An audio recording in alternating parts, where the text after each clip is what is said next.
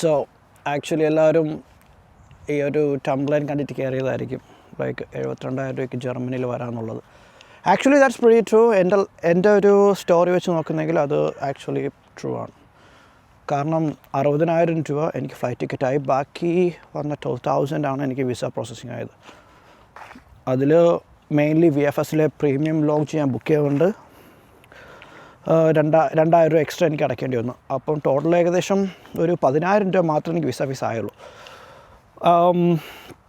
ഈ ഞാനൊരു ഏജൻസിയൊക്കെ സമീപിച്ചു, അപ്പോൾ 25,000 ചോദിച്ചു. അപ്പം അതെനിക്ക് എന്തായാലും അഫോർഡ് ചെയ്യാൻ പറ്റും, ബട്ട് സ്റ്റിൽ സ്വന്തമായിട്ട് ചെയ്യാൻ പറ്റുമെങ്കിൽ പിന്നെ എന്തിനാണ് നമ്മൾ ഈ ഏജൻസിലോട്ട് സമീപിക്കുന്നത്? അതിൻ്റെ ആവശ്യമില്ല.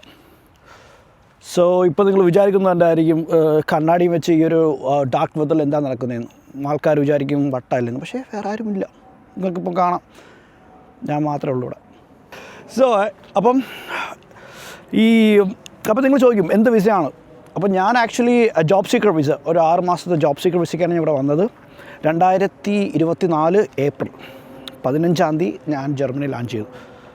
സോ അപ്പം നിങ്ങൾ വിചാരിക്കും ജോബ് സീക്കർ വിസയ്ക്ക് എന്തായാലും ഇത് കാണിക്കണമല്ലോ, എന്താ ഫണ്ട് കാണിക്കണം, ബ്ലോക്ക് അക്കൗണ്ട് മണി കാണിക്കണം. Absolutely true. ലൈക്ക് 6 ലക്ഷം രൂപ, 6.5 ലാക്സ് എന്തായാലും കാണിക്കണം. അപ്പോൾ നീ പറയും എന്തായാലും നീ ക്ലിക്ക് ബൈറ്റാണ് നീ ഉടായ്പ കാണിച്ചാലേ. സത്യം പറഞ്ഞാൽ ഞാൻ അടച്ചില്ല. 6.5 ലാക്ക് ഞാൻ എന്തായാലും കൊടുത്തിട്ടില്ല. നിങ്ങൾക്ക് അതെങ്ങനെ എന്തായാലും അത് കാണിക്കാതെ നമുക്ക് വിസ എന്തായാലും അപ്രൂവ് ചെയ്യത്തില്ല.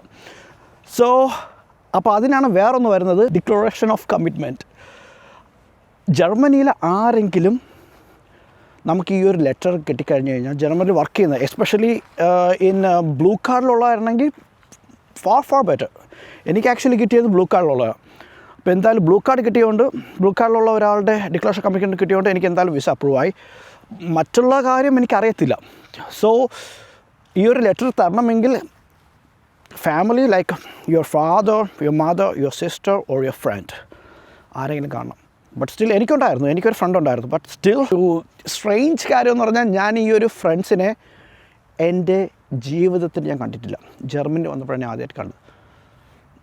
Then you gonna ask how. അതാണ് മെയിൻ ട്വിസ്റ്റ്. ഞാനിവിടെ വരാൻ മെയിൻ കാരണമായിട്ട് ഒരൊറ്റ സംഭവമാണ് കാൾ ഓഫ് ഡ്യൂട്ടി മൊബൈൽ. അപ്പോൾ നിങ്ങളെല്ലാവരും ഇപ്പം ആശ്രയിക്കുന്നത് how this call of duty gonna to with this my entire trip to Germany. അത് ഞാൻ നെക്സ്റ്റ് വീഡിയോയിൽ പറയാം, എങ്ങനെ കാൾ ഓഫ് ഡ്യൂട്ടി എന്നെ ഇവിടെ എത്തിച്ചു എന്ന്. So see you next time. By.